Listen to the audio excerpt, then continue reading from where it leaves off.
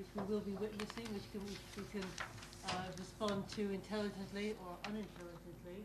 What are the usual questions of how much you need to plan in advance, how much you can rely on markets, the various different strategies which you can follow, but treating it very much in the same way that we would treat any other economic change, such as climate change, and how it's going to impact on the structure of our economies and societies. So we do have plenty of time for questions. Just a couple of points. Please do identify yourself and speak into the microphone if you want to ask a question. Everything is on the record. There'll be a report of this meeting on the website within a few days, and there are copies now of the World Bank report for anyone who wants them. So, yes,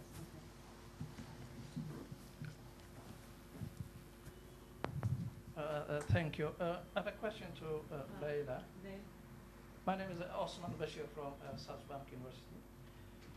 You said for a labor market to function well, there should be a strong institution to be established or whatever it is. But what I'm feeling is we call the neoliberalism, which is being promoted, being promoted by the World Bank and the IMF, where it says just leave everything to market, so market will adjust itself. But also, we know what's going on now. Just we left everything to market, but the financial sector has totally collapsed. So when you say strong institution, what do you mean? Thank you. Thank you. Very good and important question. Any other questions, or shall we let Leila answer that one? Which let me go back to that slide first. Hello, Richard Murray from Tribal Consulting. Yeah, come here. No, it's okay.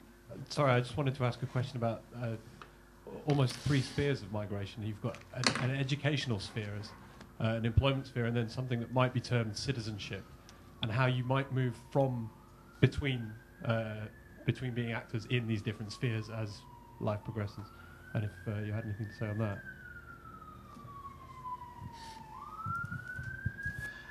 Why don't you take those two? Because that's okay. enough to be dealing with, I think. Okay, I'll start with the first one.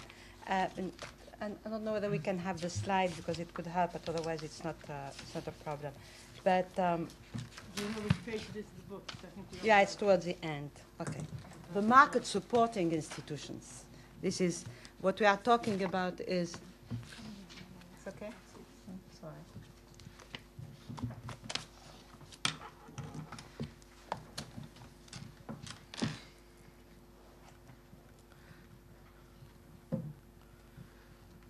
Okay. As you so rightly pointed out, markets do not work alone. They really need strong institutions. And the latest crisis, the financial crisis, which was to a large extent due to unregulated markets and poorly supervised markets, has showed.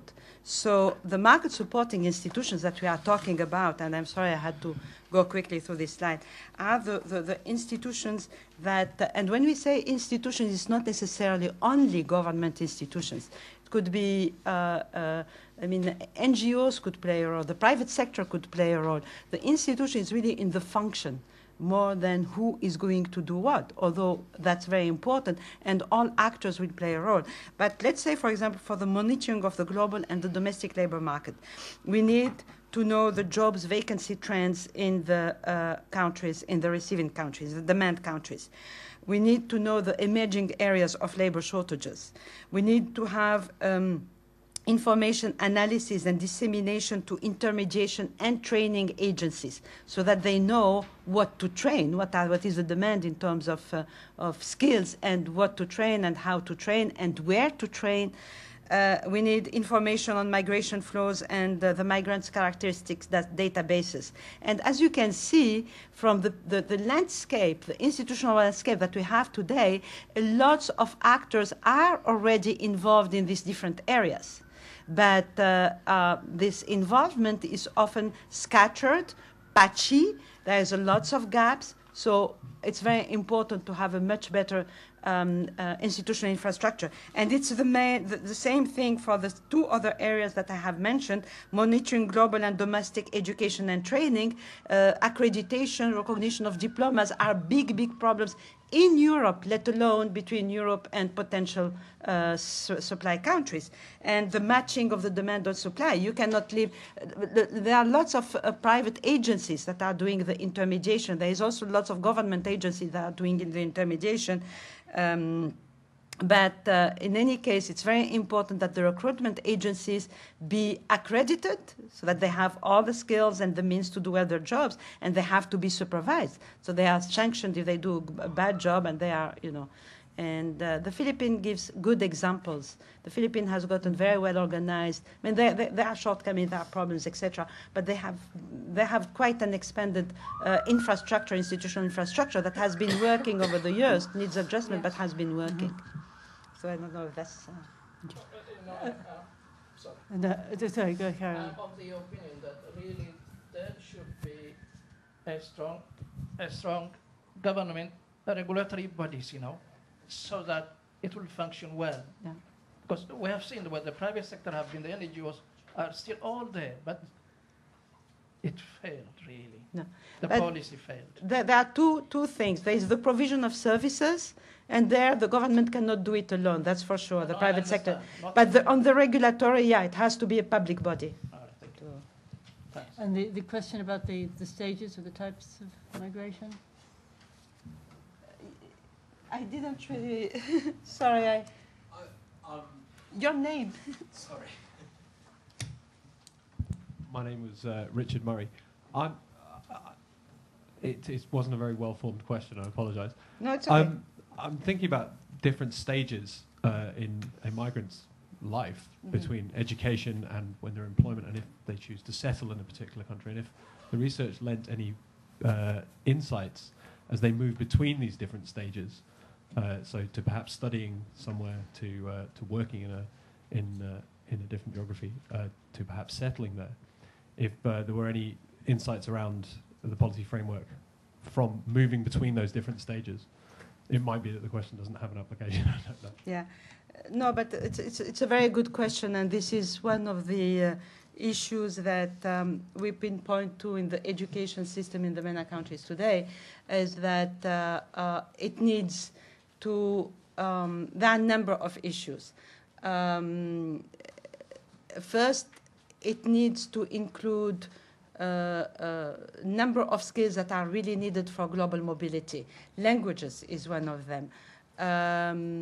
What we call life skills, which are a mix of soft skills that are very, very important for somebody to succeed in their career and as they move, both within their own countries to other countries. And this includes the innovation, adaptation, the capacity to seize opportunities, and many other ones. There is also the issue of what we call the stock of people who are now unemployed while they had some education, secondary or full tertiary education, or some tertiary education, and could be retrained to meet the needs of today's domestic or global labor market. But the point that you made, which is very important, is for the future, what one has to consider is that both the sending and the receiving countries have to start training their kids on global citizenship. And I remember you all use the word of citizenship. And that, and this is where the major gap is today, is that we still think about our identity, especially when, you know, in schools, etc., as being the citizen of our country. But most people are going and are already going, moving around, and that identity, that national identity, becomes one layer, maybe the most important, the foundation, but others come. And one has to be prepared to consider oneself as a national of a place, but a global citizen of a world, which means accepting differences, being able to survive in a completely foreign, alien environment to adapt to some of things while keeping its own identity. And that's very challenging, and that cannot happen only by experience. In the world of tomorrow, people have to be prepared to think about themselves in those different facets. Is that? Priya, did you want to comment on that? Yes, I'll add something on the internal migration side related to education. One of the things that we found during our work in India is that many children who migrate with their parents cannot be educated very easily because they don't have access to state schools, they don't speak the same language as the schools and at the destination. And this is actually seriously compromising the country reaching education goals and its prospects for actually reaching the MDG targets, because there are roughly 6 million children out of school because of migration, and education policy is simply not geared to mobile populations. So that's one aspect which is worth considering. And just another point on the normality of migration. There's a recent study published by the CGD, the Center for Global Development in Washington, of the best performing people leaving high schools in New Zealand, Tonga, and I think one of the other Pacific Islands, showing that even in New Zealand, well over 60% of these people migrate at some point in their lives. So it's abnormal not to have migrated at some point. So education systems and everything else have to adapt to the norm in this. Other questions on this? Yes. Yeah, my name is Chris Sims. I'm from the City and Guild Centre for Skills.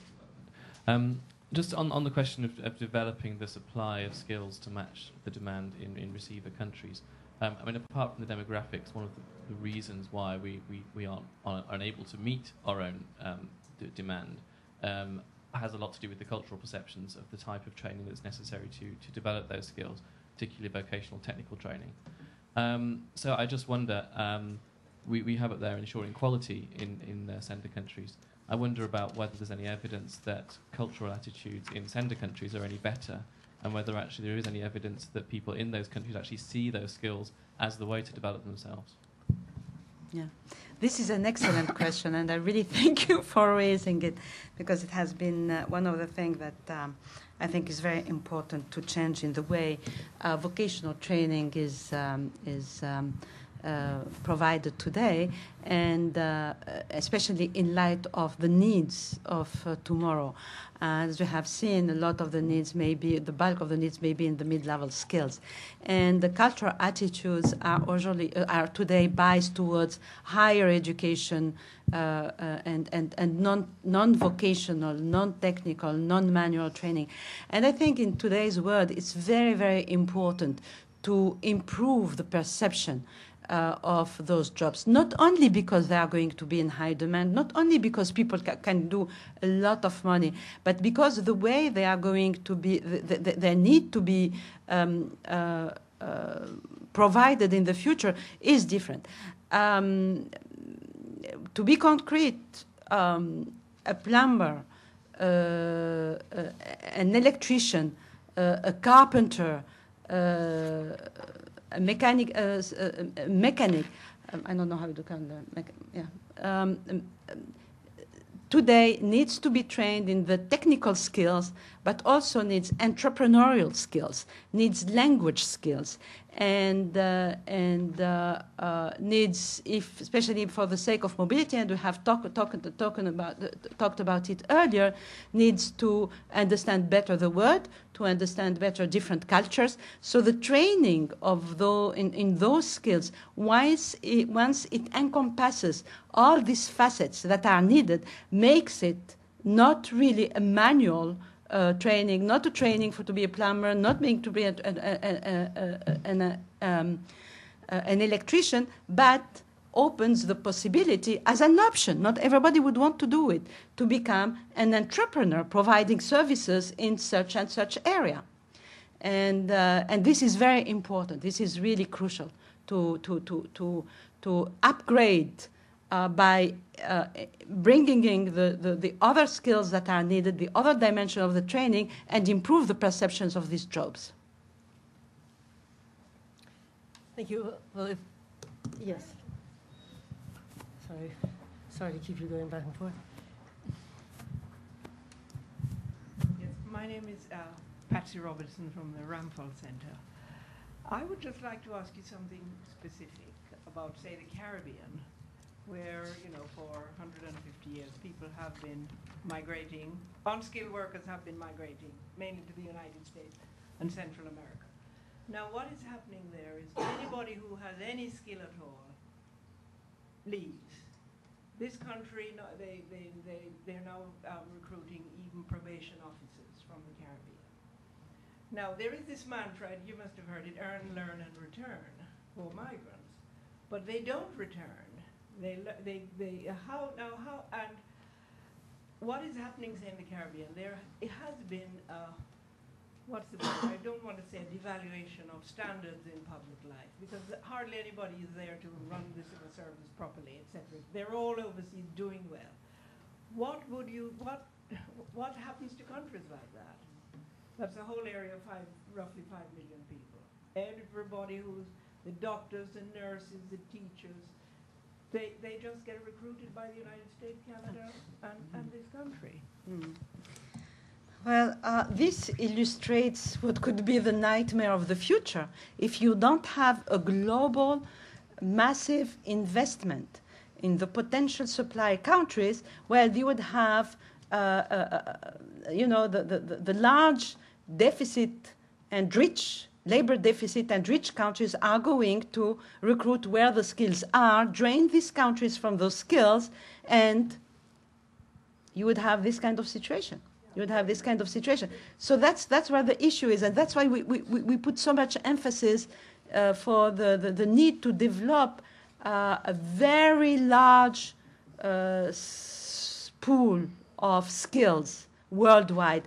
Now there is also the issue of what kind of environment the sending countries offers to its skilled and mid-level skills workers, and that's also an issue.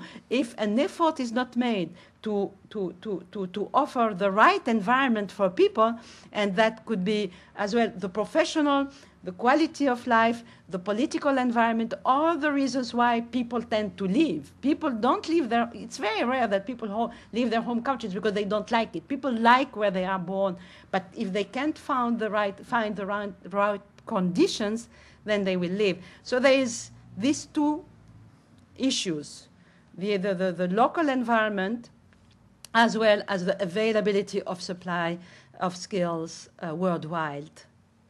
Basically, rich countries should help poor countries to continue to educate their people. Well, I think that's where this study is leading us.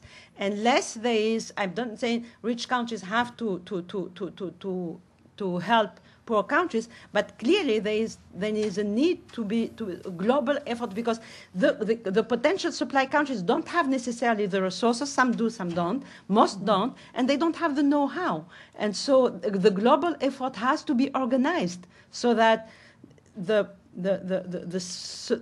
supply of skills that the rich countries are going to need would be available worldwide. And there isn't an issue of number, because the overall population, the global population, is going to increase. We'll have enough body. Will we have enough skills? Not if we don't invest, and we don't invest globally and in a collaborative manner. Christy, do you want to go again?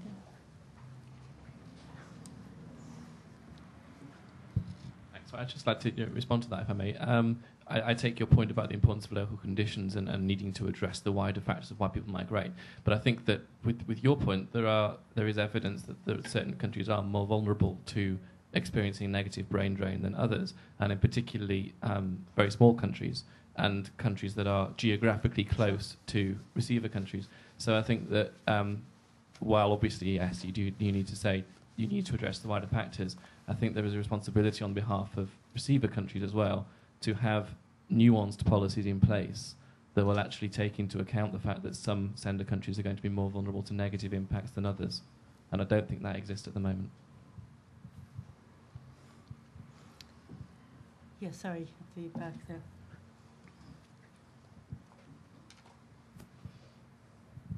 Hi there, Deepayan from ODI. It's just a comment, really. I'm having a bit of a problem with the supply and demand equation, because I think based on what you've just mentioned, demand is both, yes, in the rich countries where they maybe have the resources to pay for that demand, but there is also critical demand in the countries where people are actually leaving. And I'm sorry, I haven't read the report, but I'm not sure if you've engaged with the demand for those skills where people are actually migrating from. So I wonder if you could just comment on that. Okay, sure. No, I mean, it's more in the report. What we say is that for the MENA region is that migration is absolutely no panacea for the domestic reform, so that need to be undertaken so that jobs can be created within the countries. Now, the situation of the MENA region is slightly different. There is a high brain drain already, but nothing to the extent that we see in the Caribbean. But it's a risk for the future.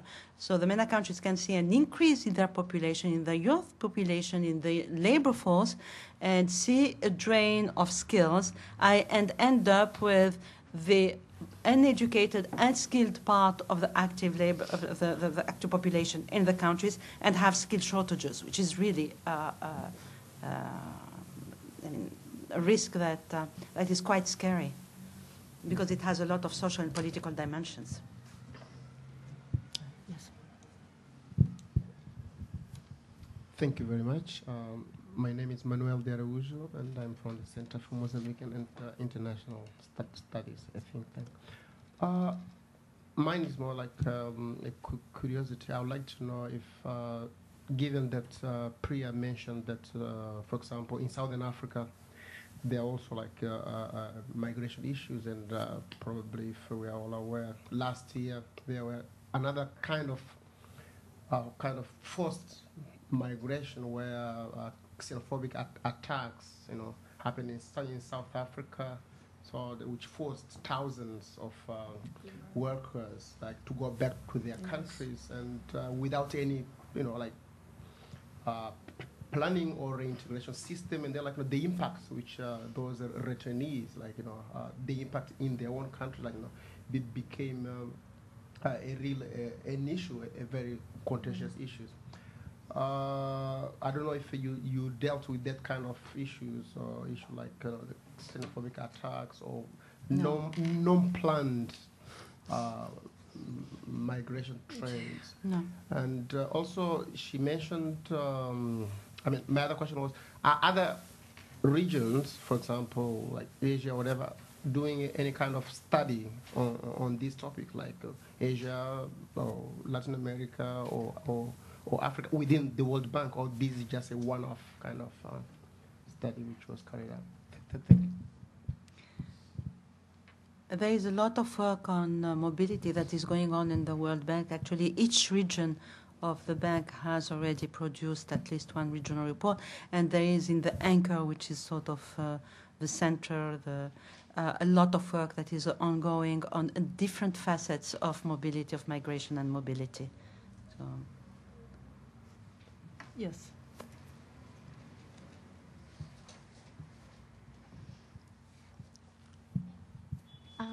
My name is Evis Praganat, and I'm from the London School of Economics.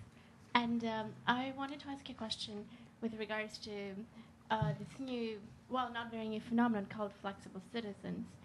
So migration is increasing, and as such, there are more people that are not citizens of a certain country, but they live in that, and their work conditions are quite precarious, thus the flexible citizenship. And their rights cannot be defended by their own country because they're not in their own country, but the receiving country also does not have an interest in that. And I was wondering, do you think that there could be a role for the IOM to intervene and maybe fill in that space?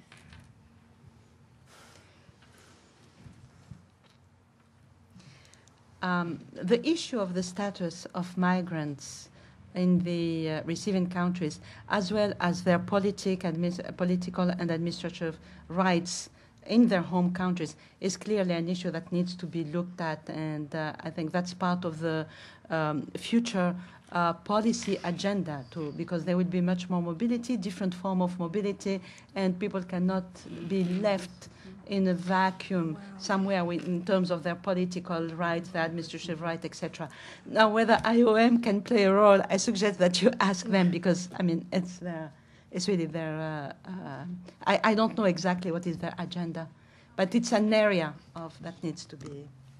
Could I sort of broaden that out and ask both of you? You both mentioned that institutions within the sending country in particular have to adapt to migrants, and that applies even for internal migrants within countries. If you can say a bit more about the sorts of adaptation of government services, pensions, social security rights, and so on, which you see as being necessary, and then second order desirable. Priya, do you want to start on that one?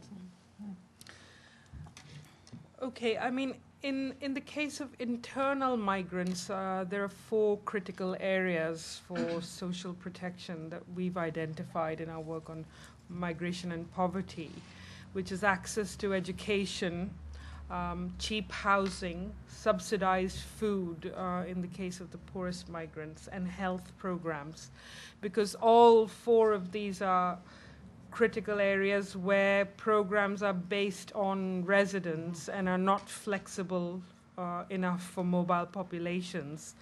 And this has been the case in almost all the country programs that I've reviewed. And I think a similar kind of argument could be made with respect to at least health services for international migrants, where accessing health services should be quite high up on the agenda. So that's what I would identify. In terms of the areas where adaptation is needed for the future, in the sending countries, I mean, many of these are basically, many of the needs for adaptation are relevant for the sending and the receiving countries. So in terms of social protection, if mobility and essentially circular migration is going to play a much more important role in mobility labor market in the future, the portability of pension benefits, the portability of health benefits is something very, very important for migrants. I mean, if these issues are not dealt with, mobility can be very limited because of that. That's one area. The second area is about the integration of migrants and preparing them to be able to work, to be a citizen of their own countries, but also work and be somehow a citizen, between quote, in other countries. And for that, I mean, on the sending side, in the home countries, it's very important to provide administrative, civil, and legal services and protection to the migrants against abuse. That's very important.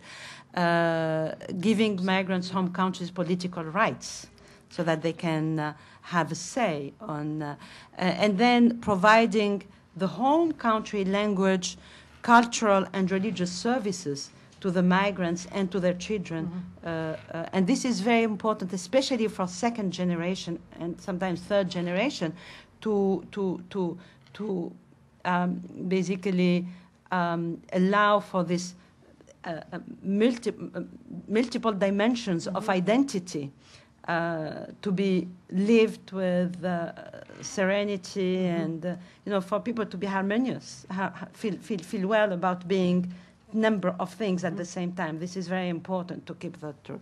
And for the on the demand side, it's the same. It's the social protection. It's the integration of migrants, so language and cultural training of the receiving the receiving countries.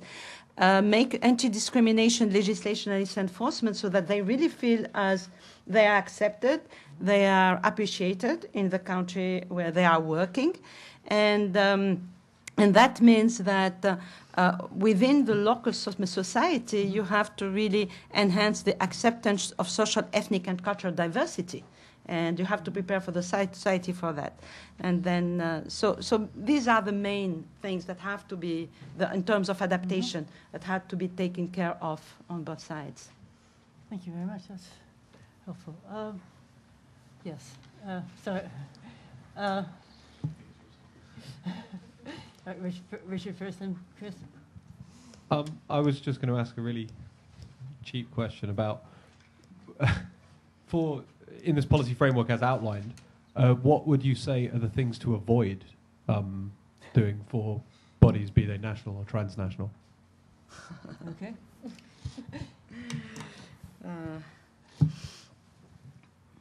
Continuing with what is being done today without having a critical look at it's very important.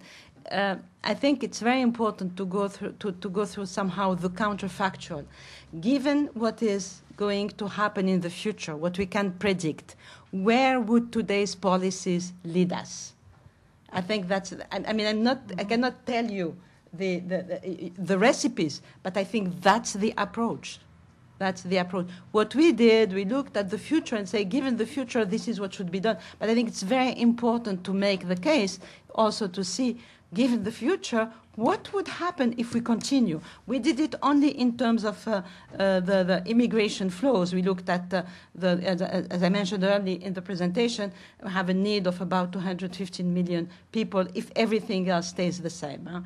Lots of things could change these figures, but approximately in the labor deficit regions of the world, if we continue with migration rates of today, only 32 million would be willing or able to leave.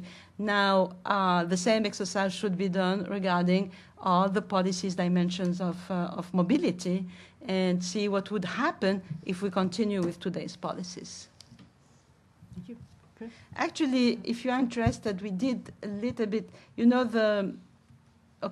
we have the collaboration or competition, a payoff matrix. It takes a little bit of that view. So you can, at some point, if you are interested, look at it. I just wanted to come back to the question of the brain drain, because we heard about the potentially devastating impact it can have in the context of the Caribbean. But of course, there are arguments that actually skilled emigration can help to raise the skill levels in centre countries, and most obviously through providing an incentive for people to actually undertake skills training under the assumption that not all of them will then actually go on to migrate. But also through the creation of skilled networks from which sender countries can benefit, particularly if skilled people then return.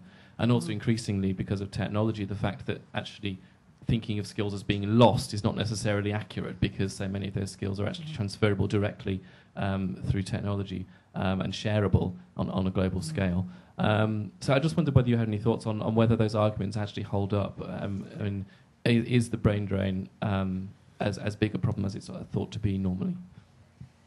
I think the fact that there is a lot happening in terms of diaspora networks, and the story of India with the computer and the accounting, etc., where basically Indian migrants in the United States realized that there was a huge pool in India, and that a lot of the work that is being performed by their businesses, the businesses where they work in the United States, could be transferred to India much more cost effectively.